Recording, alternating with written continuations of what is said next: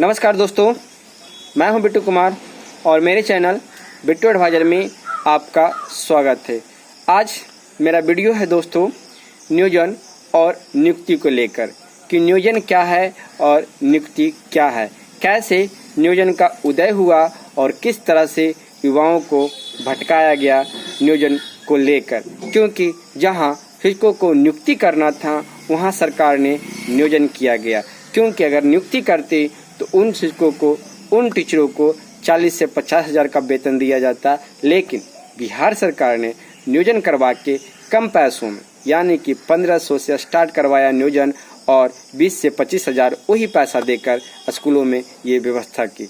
तो आज हमारा इसी पे विशेष चर्चा रहेगा, विशेष एनालिसिस रहेगा, पूरा डाटा रहेगा 2006 से लेके 2016 तक का जितना भी नियोजन हुआ है वो सारा अपडेट इस वीडियो में हम आपको बताएंगे। तो वीडियो को लास्ट तक जरूर देखिएगा।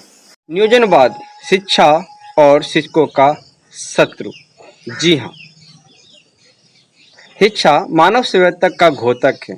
मानव जब तक शिक्षित नहीं था, असभ्य और बर्बर था, उसे जीने का सलीका मालूम नहीं था। कालांतर में मानव मस्तिष्क के विकास ने मानव को बहुत कुछ सिखलाया। अपनी शिक्षा के बल पर उसने अपने पूर्वजों से जो पाया उसमें अपना योगदान कर अपने आने वाली पीढ़ियों को देता गया। निरंतर चलने वाली इस प्रक्रिया ने आज पूरे विश्व को लगभग एक सा कर दिया है। आज का मानव निरंतर प्रगतिशील है। कुछ ऐसे क्षेत्र आज भी बचे हुए हैं जहां शिक्षा रूपी अछत्र मानव के हाथ नहीं लगा है। ऐसा ही क्षेत्र है हमारा बिहार। बिहार के पिछड़ेपन की सबसे बड़ी वजह राजनीतिक अस्थिरता रही है। बिहार के प्रथम मुख्यमंत्री डॉक्टर श्री कृष्ण सिंह 1961 ईस्वी तक बिहार के मुख्यमंत्री रहे, परंतु उनके जाने के बाद बिहार की राजनीति में ऐसी उथल पुथल मची कि अगले 29 वर्षों तक बिहार के पूर्णकालिक मुख्यमंत्री नहीं मिला। 1990 में लालू प्रसाद यादव का बिहार की राजनीति में उदय हुआ, पर वे भी राजनीतिक अस्थिरता के बीच 15 वर्षों तक बिहार की राजनीति के सिरमौर बने रहे। सियासी उठापटक में राज्य की जनता का स्वाधिक नुकसान हुआ। यहाँ के लोग बेहतर रोजगार और शिक्षा के लिए प्लान करते रहे और हमारे नेता अपनी डफली आप बजाते रहे। बहरहाल 2005 में एक लंबे अंतराल के बाद जंगल राज को मिटाने के नाम पर नीतीश कुमार का उदय हुआ और वे बिहारियों के लिए एक आशा का दीपक बनकर उभरे। मगर नीतीश कुमार भी राजनीतिक अस्थिरता से अछूते नहीं रहे और सियासी उठक पटक का खेल बिहार में वस्तु जारी रहा। शिक्षा का ही नहीं बल्कि समाज का, संपूर्ण राष्ट्र का सबसे महत्वपूर्ण अंग होता है, परंतु बिहार का ये दुर्भाग्य रहा है कि शिक्षक जहां हमेशा से राजनीति का शिकार रहा है, बिहार में अभी तक शिक्षकों का नियुक्ति का कोई अस्थायी नियम कानून नहीं है। जहां राजस्थान ने वर्ष 1970-71 में ही अध्यापक भर्ती अधिनियम तैयार कर लिया, वहीं बिहार की शिक्षा आज भी सरकार से इसकी लड़ाई लड़ रहे हैं। बिहार 1991 में बिहार के तत्कालीन मुख्यमंत्री लालू प्रसाद यादव ने शिक्षक भर्ती का जिम्मा बीपीएससी को सौंप दिया। बीपीएससी ने खुली प्रतियोगिता के माध्यम से शिक्षकों की नियुक्ति का रास्ता सुझाया। वर्ष 1994 में पहली बार बीपीएससी के द्वारा परीक्षा का आयोजन किया गया, जिसमें प्रशिक्षित अभ्यर्थियों की कमी को देखते हुए अप्रशिक्षित अभ्यर्थियों को भी परीक्षा में शामिल करने की अनुशंसा की गई। 1994 में 25,000 शिक्षकों की नियुक्ति बीपीएससी के द्वारा की गई। नियुक्त शिक्षकों को 9300 से लेकर 34,800 वाला वेतनमान दिया गया। इस प्रकार शिक्षक भर्ती के लिए यह एक सराहनीय कदम था, परंतु उसके 4 सालों के लंबे अंतराल के बाद 1999 में बीपीएससी के द्वारा फिर से शिक्षक भर्ती परीक्षा का आयोजन हुआ, पर केवल SC/ST अभ्यर्थियों के लिए। इस वर्ष 2900 शिक्षकों की नियुक्ति की गई। वर्ष 2000 में बीपीएससी के द्वारा ली गई अंतिम शिक्षक भर्ती परीक्षा, जिसके द्वारा 10,000 शिक्षकों की नियुक्ति की गई। वर्ष 2000 के बाद पता नहीं क्यों बीपीएससी के द्वारा शिक्षक भर्ती परीक्षा का आयोजन बंद कर दिया गया। बीपीएससी के द्वारा नियुक्त शिक्षक जहां परीक्षा के माध्यम से चुने जाते थे, वहीं इन्हें नियमित वेतनमान प्राप्त होता था। अतः बिहार के युवाओं के लिए यह सम्मानजनक पेशा के साथ साथ शिक्षा में सुधार हेतु योगदान देने का सुनहरा अवसर था। परंतु शायद राजनीतिक इच्छा शक्ति की कमी या फिर आम जनता के शिक्षित हो जाने के डर से बीपीएससी के द्वारा शिक्षक भर्ती परीक्षा प्रक्रिया को बंद कर दिया गया। इसके बाद शिक्षकों की भर्ती प्रक्रिया बिल्कुल ठप हो गई। वर्ष 2003 बिहार की शिक्षा एवं भावी शिक्षकों के लिए एक महत्वपूर्ण मोड़ लेकर आया, जब शिक्षकों के स्थान पर शिक्षा मित्रों की बहाली शुरू की गई। शिक्षा व्यवस्था को चौपट करने वाली इस व्यवस्था को पता नहीं जनता ने क्यों और कैसे स्वीकार कर लिया।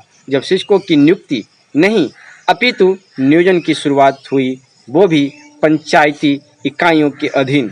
नियोजन की शर्त रखी गई न्यूनतम मैट्रिक पास, वेतन 1500 प्रति माह, वो भी मात्र 11 माह के लिए। ऐसा सरकार के द्वारा जानबूझकर किया गया था, क्योंकि सरकार को मालूम था कि नियोजन अल्पावधि के लिए किया जाता है। शिक्षक बनने का सपना संजोए बिहार के प्रतिभाशाली युवाओं को सरकार के इस फैसले से बड़ा झटका लगा और उन्होंने इसे कन्नी काट लेने में भी भलाई समझी, क्योंकि इससे ज़्यादा तो वे प्राइवेट स्कूल, कोचिंग या ट्यूशन पढ़ाकर कमा लेते। बहुते ने तो अन्य नौकरियों की ओर रुख कर लिया। ऐसे में सहज अंदाजा लगाया जा सकता है कि कितने प्रतिशत शिक्षक के योग्य उम्मीदवार शिक्षा मित्र बने होंगे।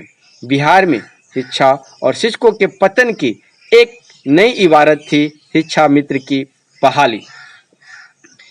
लालू प्रसाद यादव के द्वारा ठेके पर शिक्षकों को बहाल कर बड़ी गलती तो की गई, परंतु 2005 में बिहार की जनता को विकास का सजबाग दिखलाने वाले नीतीश कुमार ने तो आते ही और भी बड़ी गलती कर दी, जब उन्होंने ठेके पर बहाल शिक्षा मित्रों को बिना कोई परीक्षा लिए केवल वोट बैंक के लिए अस्थायी कर दिया। इतना ही नहीं, नीतीश कुमार नियोजन प्रणाली के प्रवर्तक के रूप में सामने आए और उन्होंने नियमित शिक्षकों की बहाली रोककर नियोजित शिक्षकों की बहाली शुरू की। वर्ष 2006 में उन्होंने शिक्षक भर्ती के लिए जो विज्ञापन निकाला, अखबारों में उसका शीर्षक छपा था, कागज दिखाओ नौकरी पाओ। जी हाँ, वर्ष 2006 में बिहार पंचायत प्रखंड नगर शिक्षक नियोजन नियमावली 2006 लाया गया। इस नियमावली के तहत शिक्षक बहाली के लिए न्यूनतम योग्यता मैट्रिक उत्तीर्णता रखी गई। 2006-2007 की बहाली में लगभग 1,16,000 शिक्षकों का नियोजन किया गया। नीतीश कुमार के द्वारा बहाल किए गए नियोजन व्यवस्था ने शिक्षकों को बंधुआ मजदूर बनाकर रख दिया, क्योंकि वेतन के रूप में अप्रशिक्षित शिक्षकों को मात्र 4,000 प्रति माह और प्रशिक्षित शिक्षकों को मात्र 5,000 प्रति माह का प्रावधान किया गया। इसके अलावा न पीएफ, न डीए, न एचआर, न चिकित्सा भत्ता और न ही परिवहन भत्ता दे था। इन परिस्थितियों ने बिहार के युवाओं से शिक्षक बनने का सपना ही छीन लिया गया और ये नीतीश कुमार के कार्यालय में यानी कि सत्ता पक्ष में किया गया। जब नियोजित शिक्षकों की योग्यता पर सवाल उठने शुरू हुए, तब सरकार ने शिक्षकों की योग्यता परखने के लिए दस्ता परीक्षा का आयोजन किया गया। वर्ष 2009, 10, 2013 और 2016 में दस्ता परीक्षा का आयोजन किया गया। लगभग 20 से 24% शिक्षक इन परीक्षाओं में फेल हुए। अंतिम दस्ता परीक्षा यानी कि 2016 में कुल 28,910 शिक्षक शामिल हुए हैं, जिनमें समान शिक्षकों की संख्या 20,641, शारीरिक शिक्षकों की संख्या 2,490 और उर्दू शिक्षकों की संख्या 5,779 थी। इनमें क्रमशः 3,504, 443 एवं 171 शिक्षक असफल रहे। सरकार ने कहा था कि जो शिक्षक 3 बार दस्ता परीक्षा पास नहीं कर पाते उनकी नौकरी चली जाएगी, परंतु चौथी दफा भी असफल रहे शिक्षकों को हटाया नहीं गया। ऐसे ही शिक्षकों के इंटरव्यू मीडिया वाले अपने चैनल पर दिखाकर समूचे शिक्षकों की मिट्टी पलीदा करते हैं। वर्ष 2019 जब संपूर्ण भारत वर्ष में निःशुल्क एवं अनिवार्य बाल शिक्षा का अधिकार अधिनियम 2009 लागू हुआ, तब शिक्षकों की नियुक्ति का न्यूनतम पैमाना शिक्षक पात्रता परीक्षा यानी कि टेट को रखा गया।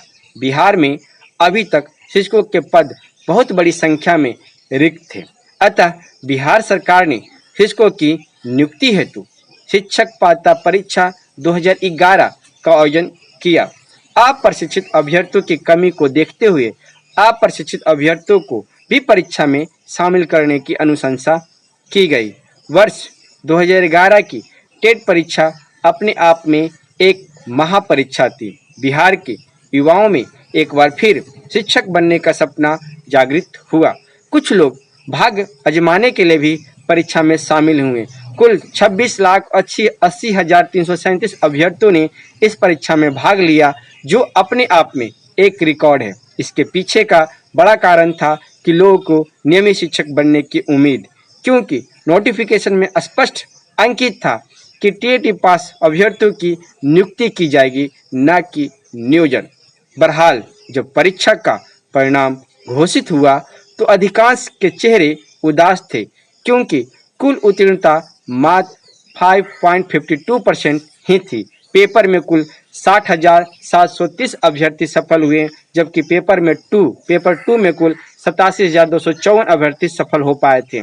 इस परिणाम को देखकर सहज अंदाजा लगाया जा सकता है कि परीक्षा कितनी कठिन थी, परंतु असली ड्रामा तो बहाली में की गई। सरकार के पास सभी सफल अभ्यर्थियों की सूची थी, जिससे सभी का एक डेटा बेस तैयार कर लिया जाता। जिलावार, प्रखंडवार रिक्त सीटों के विरुद्ध सरकार एक पैनल बनाकर पारदर्शी तरीके से शिक्षकों को नियुक्ति कर सकती थी, परंतु सरकार ने ऐसा कुछ नहीं किया। एक कठिन परीक्षा लेकर भी बिहार के मेधावी युवाओं को भविष्य के साथ खिलवाड़ किया और शिक्षक नियुक्ति के बजाय नियोजन की व्यवस्था फिर से लागू कर दी गई, यानी कि नगर, प्रखंड, पंचायत में घूम कर आवेदन डलवाए गए। एक बार फिर मुखिया पंचायत सचिव के आगे गिड़गिड़ाता रहा। बिहार का युवा बिना कोई कार्य योजना की बहाली देखकर गिद्धों की आंखों में चमक आ गई। जमकर लूटमार हुई, सर्टिफिकेट बिकने लगे, डुप्लीकेट तैयार होने लगे। सरकार की नाकायाम बहाली प्रक्रिया के कारण कई कौवे हंस की जमात में शामिल हो गए।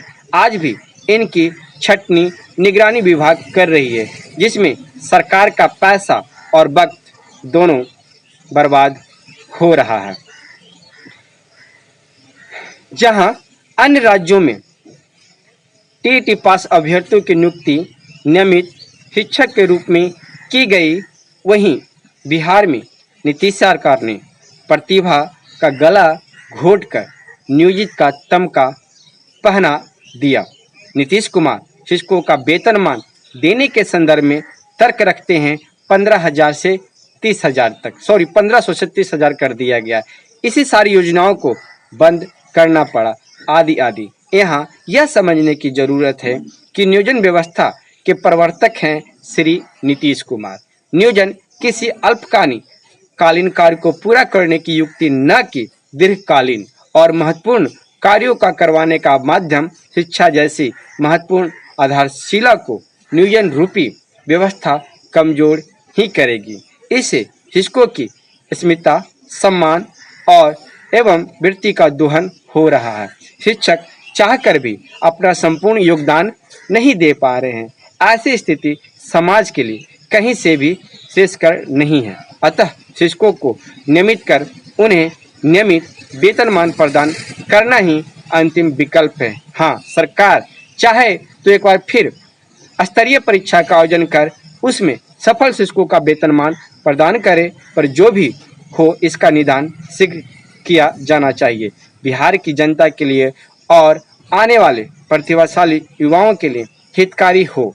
योग्यता के अनुरूप वेतन देना कहीं से भी गलत नहीं है।